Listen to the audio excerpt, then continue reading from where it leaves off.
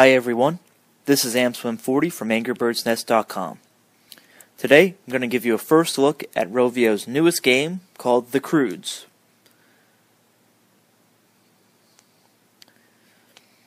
This game is based on the upcoming movie from Dreamworks by the same title. Dreamworks also made movies like How to Tame Your Dragon, things like that. Okay, so here you see the opening screen. First thing I'm going to point out is perhaps the thing I'm most excited about. Right here at the bottom. You can connect your game to a Rovio account to save your game online. So if you click sign in, you'll see that you register with sign in with an email address and password. If you try signing in and it doesn't work, a little exclamation point will show up here. Click on that to see why. If it says the password doesn't match, obviously choose to forget your password. If it says they don't have an account, which is what happened with me, even though I did have a Rovio account, perhaps it's they've changed the system maybe, I'm not sure.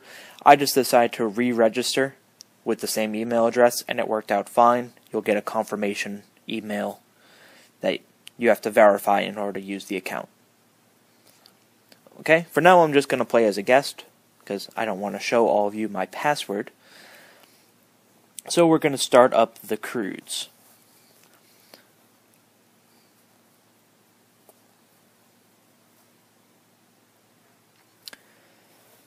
Now this Neanderthal here, his name is Grug. And he has this fantastic idea that he wants to call Hunt and Gather. This is his mother-in-law, and we all know mother-in-laws. So, mother-in-law says that berries are disgusting. Why are we hunting berries? Because that seems very silly. Grug has this fantastic idea of building a trap to catch this sort of bear-looking thing. You can see that building things, it costs both food and coins. And now we want to evolve the trap, which I guess boosts its luck. That's my guess. I think shamrocks and clovers are a sign of luck. And the bear seemed distracted. We closed him in, and now we are going to carry him back up.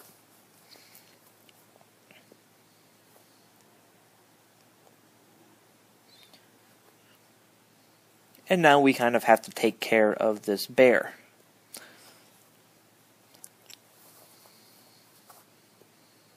So apparently he's tamed after giving him one berry, and we're going to build him a home. Again, the idea of this is not something that's really that far out of line. If you've played any games like Tap Zoo, Farmville, My Sea Park, anything like that, this is your typical thing. You build, you evolve, you expand, and repeat. So now, to speed things up, we use these crystals.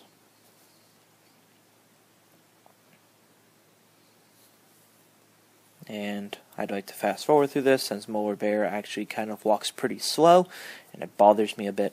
But nonetheless, we have a home for him now, and if you notice, there is a giant carrot. Not really sure why. Now, of course, Molar Bear's hungry again. Good for him. And again, we want to speed things up. And for whatever reason, his home gives us carrots.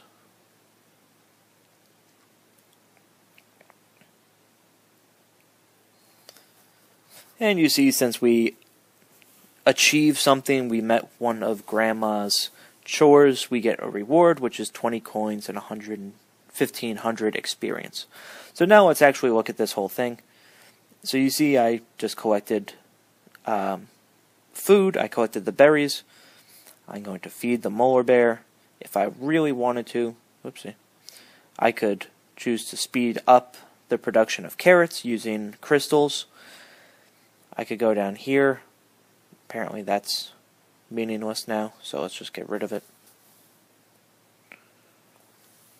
I can go down here. I have decorations, none of which are unlocked yet. They start unlocking at level 2. I have different homes. I only have a molar bear for now, so that's fine. If I wanted, I could make a new trap, which I'm just going to because it seems nice. So who knows, maybe I'll catch another molar bear, and not really sure what to do with it at that point, because I don't plan on playing the game too long. And again, I get to go around, I can check my progress, I guess. I'm not really sure where they go from here. Apparently there's more things that I can build to collect and earn different things. I'm just trying to give you a really kind of a summary of the game that I haven't played too much yet. So let's look at just what we see. I'm going to collect things while I can. Up here, this is our rank. I'm currently at level 1. The green bar is how many XP I have versus leveling up. And if I wanted, I can look around. I'm a guest. There's Game Center integration here. These are different people that I've met so far. Grug is our main one. Gran. Uga, I guess, is the daughter. Maybe, or the wife. I don't know. I'm not really too familiar. I can look around. I can look at neighbor zoos, including Sal. And I have settings. Yeah, that must be his wife. She looks too old to be his daughter. Anyways, and then up here you can see what you have. So this is your cave. It shows you how many things you've accrued so far. I can hold up to 50 carrots and up to 50 berries, up to 20 bones, fish, mud, sticks, and there's a whole bunch of other stuff down here. If you want, you can increase the storage. Again, you have to pay to do that. Though coins kind of, I don't know, perhaps coins come a bit easier. I'm going to feed my bear again, because he seemed upset. And then up here you see I have 200 crystals, I have 450 coins, and here is the emium part of the free app. So for those of you who are familiar with these types of games, we usually call them freemiums. Absolutely free to download the game, to install the game, to start playing the game. And then it has in-app purchases that theoretically you can defeat the game, you can progress the entire way without ever buying them, but this makes it either easier or faster or however you want to say it. So here you see you can buy coins. Here are the prices as they are for iOS. Here are crystals. Here are the prices as for iOS. These prices are pretty high, I think. I wouldn't, since the lowest one is $4.99, I can say that I'm not going to be buying any, and most certainly I'm not going to be buying the one that's $60. I can spend $60 in better ways than this. Which, not to say that you shouldn't. If you really enjoy the game, then I see no harm in it. And I'm not really sure why I feed him so much. I'm trying to make him fat, I guess. So usually this is the sort of, it's a typical game. There's really not a whole lot to it beyond. I got to trap somebody. How exciting. So now I have another molar bear to take care of, which I didn't really want to do, but I won't have to do it for too long, I suppose. The thing that I sort of dislike about these games is I don't know where to go. There's really no ending to these types of games. While you can go through and you can expand your land and expand the number of animals you have, I guess, and you can get different animals, build different traps, build different homes, all this kind of stuff. I don't really like the fact that there's no clear purpose.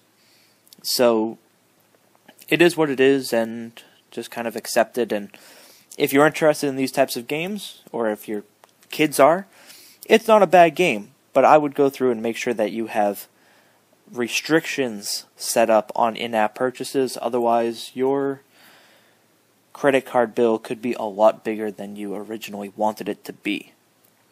Now, we won't really be covering this app beyond updates.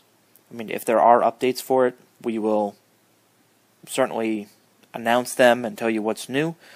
But since there's really no strategy that we can show you, we can't be doing walkthroughs or anything like that. So, if you're interested in these games, which isn't to say that I'm not, I have a couple of them, but I don't think I'll be playing this game for a whole lot longer. But if you're interested in them, it's from the makers of Angry Birds, which means it is going to be relatively high quality.